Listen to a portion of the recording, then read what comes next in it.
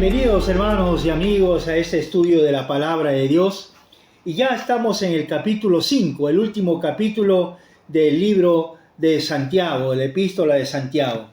Y hoy día vamos a ver los versos del 1 al 6. Pero antes de eso tenemos que decir que de acuerdo a la condición que uno tiene sus propios problemas. El rico también tiene sus problemas, ¿no es cierto? Tiene que protegerse, tiene que velar para que siempre su empresa o lo que fuere siempre esté dándole un poco de dinero. Y el pobre, pues dedicarse a trabajar, pero también tiene sus dificultades. Sea que sea uno rico o pobre, siempre trae sus dificultades. Por eso que en Mateo, el capítulo 19, versículo 23 y 24, dice lo siguiente: Entonces Jesús dijo a sus discípulos: De cierto os digo que difícilmente entrará un rico en el reino de los cielos.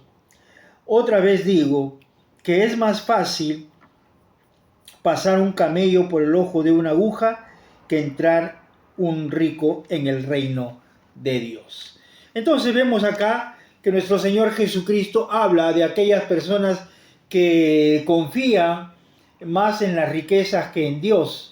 Entonces por eso le dice, es muy difícil que alguien que tenga tanto dinero pueda hacer caso a lo que Dios quiere decirnos. Por eso en esta hora vamos a leer verso 1 al 6 del capítulo 5 de Santiago. Dice la palabra de Dios, Santiago capítulo 5, verso del 1 al 6. Vamos ahora, ricos, llorad y aullad por las miserias que os vendrán. Vuestras riquezas están podridas y vuestras ropas están comidas de polilla. Vuestro oro y plata están enmohecidos, y su moho testificará contra vosotros, y devorará del lodo vuestras carnes como fuego. Habéis acumulado tesoros para los días postreros.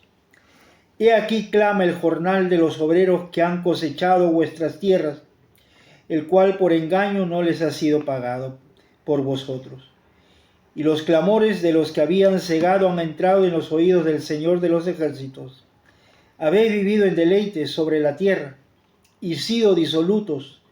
Habéis engordado vuestros corazones como en día de matanza. Habéis condenado y dado muerte al justo, y él no os hace resistencia. En primer lugar, tenemos que ver entonces aquellos pecados, ¿no es cierto?, que los ricos estaban haciendo como abusadores, estos ricos abusadores, amasando riquezas pecaminosas. En ningún momento la Biblia condena las riquezas. Decíamos que no es malo tener riqueza, es bueno tener riqueza, pero no confiar en ello, sino confiar en el Señor. La Biblia enseña que la riqueza es un regalo de Dios, es un don de Dios, que nosotros recibimos de parte de nuestro Dios. Pero por eso en el libro de Proverbios, el capítulo 10, el verso 22 dice lo siguiente. Proverbios capítulo 10, verso 22, dice así la palabra de Dios. Dice: La bendición de Jehová es la que enriquece, y no añade tristeza con ella. Vale decir entonces que aquí la palabra de Dios dice que la bendición de Jehová, esas bendiciones materiales, esas bendiciones espirituales, entonces es la que enriquece. Te da la posibilidad de tener muchas cosas, ya sea materiales o espirituales. Y no añade tristeza con ella. La bendición no añade tristeza, siempre será algo bueno para nosotros. Por eso también en el libro de Génesis, el capítulo 26, Génesis 26 dice lo siguiente, la palabra de Dios. Génesis 26 del 12 y 13. Dice así: Y sembró Isaac en aquella tierra, y cosechó aquel año 100 por 1, y le bendijo Jehová. El varón se enriqueció y fue prosperado y se engrandeció hasta hacerse muy poderoso. Y aquí Dios le estaba bendiciendo, ¿no es cierto? Entonces a este hombre de Dios, y dice que tuvo muchas riquezas y un hombre importante. ¿Se puede ser rico y piadoso? Claro que sí. Claro que sí. Tenemos algunos ejemplos como Jacob, como Job, como Abraham, como David, ¿no es cierto? Donde trabajaron y hicieron muchas riquezas. Pero no se puede ser un hombre rico y un hombre de Dios a la vez. Escoges a uno para tenerlo en primer lugar y luego viene el resto. Entonces elegimos nosotros como cristianos, elegimos al Señor. Pero aquí Santiago nos habla del juicio de Dios, que traerá sobre los ricos explotadores. Dios castigará a los que abusan de nosotros. Por eso dice, llorad y aullad por las miserias que os vendrán. Dios siempre dará el justo pago. Pero en segundo lugar, vamos a ver los pecados que Dios señala, versos 2 y 3. Dice la palabra, vuestras riquezas están podridas, vuestras ropas están comidas, vuestro oro y plata están enmohecidas. Tres cosas importantes. La primera, estos ricos estaban amasando riquezas para sí mismos. Tenían grandes riquezas, sin embargo, eran avaros. No pensaban en las otras personas, en los pobres que de repente él tenía a su alrededor. Preferirían ellos, como dice el versículo 2, preferirían las polillas antes que dar su ropa a un pobre. Entonces ellos permitían que la polilla se coma la ropa y no pensaba en el pobre. Y dice también, Dios le dice, están comidas de la polilla, ¿no es cierto? En segundo lugar, tenían suficiente grano, tenían suficiente maíz, y preferirían que se dañare en vez de darle a los pobres. Dios dice en el versículo 3, dice, vuestro oro y plata están enmohecidos. Primero dice vuestra ropa comida por polillas. En segundo lugar, vuestro oro y plata están enmohecidos. Vuestras riquezas, dice el versículo 2, vuestras riquezas están podridas. Podridas están vuestras riquezas. Vale decir que esa riqueza que han almacenado algún día se acabará, sea que ellos estén en vida o que ellos estén muertos, algún día esto se acabará. Y por eso dice, vuestras riquezas están podridas.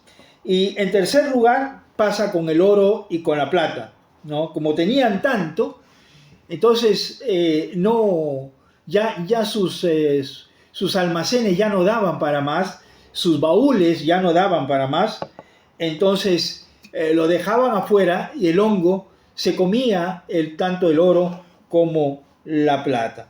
Y Dios le dice, vuestro oro y vuestra plata están enmohecidos.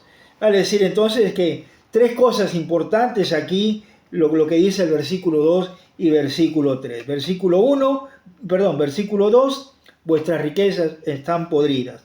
Vuestras ropas, comida por la polilla. Y el versículo 3, vuestro oro y plata están enmohecidos. Ellos creen que lo que han acumulado, esa riqueza, ¿no es cierto?, va a poder comprar a Dios. De ninguna manera. En segundo lugar, también habla de otro pecado. Y versículo 4 dice, he aquí clama el jornal de los obreros que han cosechado vuestras tierras, el cual por engaño no les ha sido pagado por vosotros. Y los clamores que habían cegado han entrado en los oídos de nuestro Señor Jesucristo. No les estaban pagando a los trabajadores que habían cegado la tierra, ¿no es cierto?, que habían cosechado. Entonces, en aquel tiempo era tanta la pobreza que al final del día se le pagaba al jornalero, se le pagaba al obrero. Y entonces, con ese dinero que se le pagaba diario, podían comprar comida para el día siguiente, para poder tener algo que comer. Pero si no le pagaban o le retenían su dinero, entonces ¿con qué iban a comer? ¿No es cierto? Por eso es importante que nosotros podamos tener en cuenta siempre a los pobres. Deuteronomio capítulo 24 dice lo siguiente, 24, 14 y 15, dice así, 14 y 15, dice así: no oprimáis al jornalero pobre y menesteroso, ya sea de tus hermanos o de los extranjeros que habitan en tu tierra dentro de tus ciudades.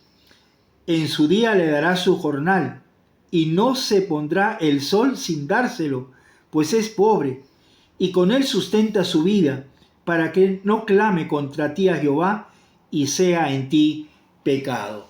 Ahí nos está diciendo claramente Dios que hay que pagarle al jornalero, hay que pagarle al obrero, ¿no? Y dice cada día, antes que se ponga el sol, antes que oscurezca, ¿no es cierto? Entonces hay que pagarle entonces a los pobres, a los jornaleros.